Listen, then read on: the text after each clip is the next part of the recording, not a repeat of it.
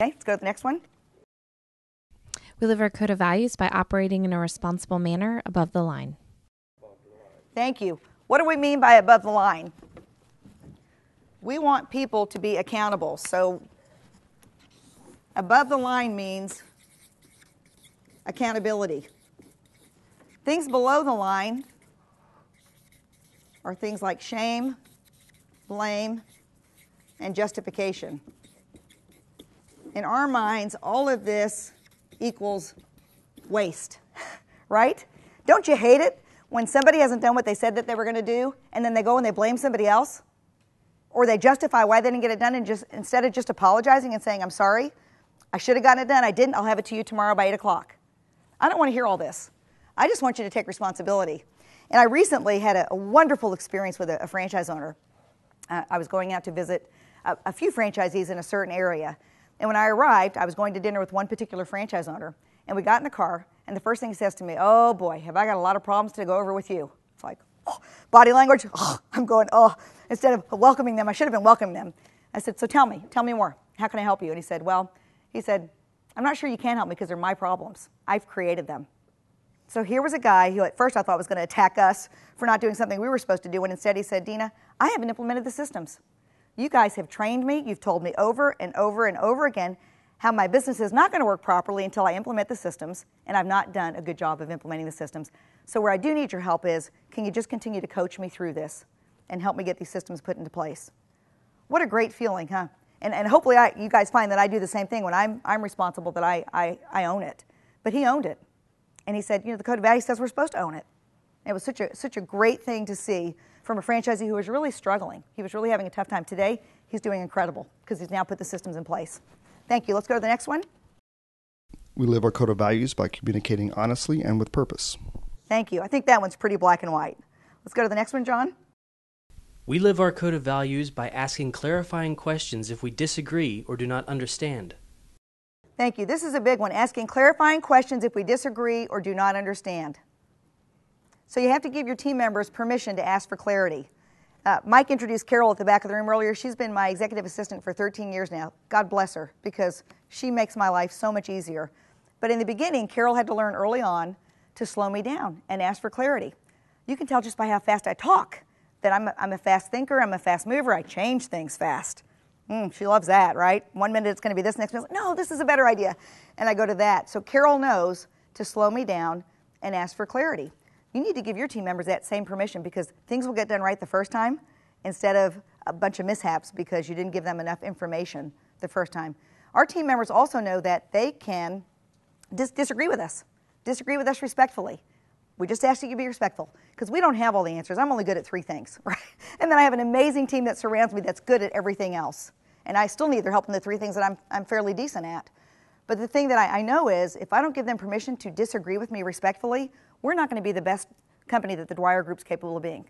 So Carol knows that if she doesn't agree with an idea that I have, or she's got a better idea, that she can talk to me about it. She'll say, well, she's very clever, too, in the way she does it. So, Dina, have you thought about maybe doing it this way?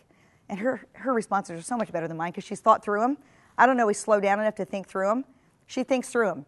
And 99.9% of the time, her process is a better process than mine, because she's taken time to think through something where I'm just kind of I'm called a quick start, right? I have great ideas and I move quick, but I need somebody else to really make it happen beneath me. So, and many of us are probably like that, right? Entrepreneurial type people. So give your team members permission to not only ask for clarity, but to disagree when they don't agree with you on something, because they're likely to have a better idea than you do. And be okay with that, guys. We can't be great at everything. We just can't. Okay, let's go to the next one. We live our code of values by never saying anything about anyone that we would not say to him or her. This is a toughie. Never saying anything about anyone that we would not say to him or her. Wow. And this is one the associates actually added. I told you we played the 90-day beep game. After we came back after that 90-day beep game, we said, what do you think? And the associates said, we love it. We think it's terrific, but we think there's one missing. There's so much drama created in organizations when people don't have the courage to go to somebody when they've got an issue with them. Instead, they talk to, 4 or 5 other people about it, and the rumor mill begins, and nothing gets corrected except for more hurt feelings. So they said, why don't we have a value that says, if you got something to say about somebody that's not, praise is easy to give, but if you got something tough to say to somebody, don't say it unless you're willing to get face-to-face with that individual and have that conversation. This is not easy, but it's the right thing to do. So I find, and I coach my team members, I find that if you got something tough to discuss with somebody, do it first thing in the morning. Get it on the table, have a healthy discussion. You may not agree at the end of the discussion, but you know what? That person's going to respect you because you took the time to get face-to-face with them to address it instead of talking to a million other people about it behind the scenes who couldn't do a thing to fix it. Okay? This is tough, but it's a good one. And it will reduce, again, the drama that goes on in businesses or frankly, any organization. Let's go to the next one. We live our code of values by continuously striving to maximize internal and external customer loyalty. Thank you. At the Dwyer Group, we believe in continuously striving to maximize internal and external customer loyalty. We see our associates as internal customers. So the team members you guys met this morning, in my mind, they're customers. They're my customers. And if I do a good job providing them the tools and the resources they need to provide support to you, then they're going to do a great job of helping you feel good as a franchise owner. So we see our employees as internal customers. I would ask that you do the same thing with your employees. If you give them the respect and the tools that they need to do a good job, they're going to create a great experience for the end user customer, for you, the Mrs. Joneses of the world. And as a result of that, I'll tell you the Dwyer Group for a 5th year in a row has been voted now on a confidential survey done by a third party as the best company to work for in the state of Texas. And I'm not saying this to boast or brag. I'm just saying when you do right by your employees, you too can be voted the best company to work for in your communities. And a lot of communities have that. They have that rating system that's done by a third party. So we're proud of that, but we know we have room for improvement. And the great thing is the associates aren't afraid to tell us. So they're not afraid to say, you know, we could do better at this or that. We can't always fix all those things overnight. Healthcare for one, that's a tough one. You know, we'd love to do more in that area. It's tough right now. It's tough for the employees and it's tough for business owners, but we have healthy dialogue about it. So don't be afraid to hear the ways you can improve and do your best to improve where you can.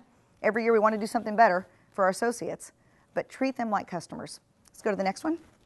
We live our code of values by making our best effort to understand and appreciate the customer's needs in every situation.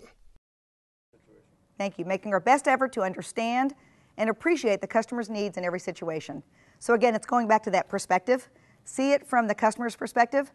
There's an old saying that the customer is always right. And we actually debated about that when we were rewriting the code of values. Because I had some team members who wanted to say the customer's always right. I had others who said, that just doesn't feel right to me. So we came up with this one, which really says the same thing. From their perspective, they are right. All we need to do when we're working with our customers is make sure that we put on their eyeglasses. And we see the challenge or the opportunity from the customer's eyeglasses, not just our own. Okay, and then together, the last value we say, we live our code of values by? Having fun in the process. Excellent. My daughter now just turned 21 this week, and she worked here this summer. And she said, Mom, don't ever get rid of the code of values, because what I love about them as somebody young coming into an organization is it gives me clarity about what you expect from me. I don't have to wonder what the Dwyer Group expects from me because it's very clear. You know, you and I may have been raised knowing that this is, you know, the golden rule, but not everybody's raised this way. Not everybody is. So it does. It just makes it very clear. Any other thoughts or comments about the code of values?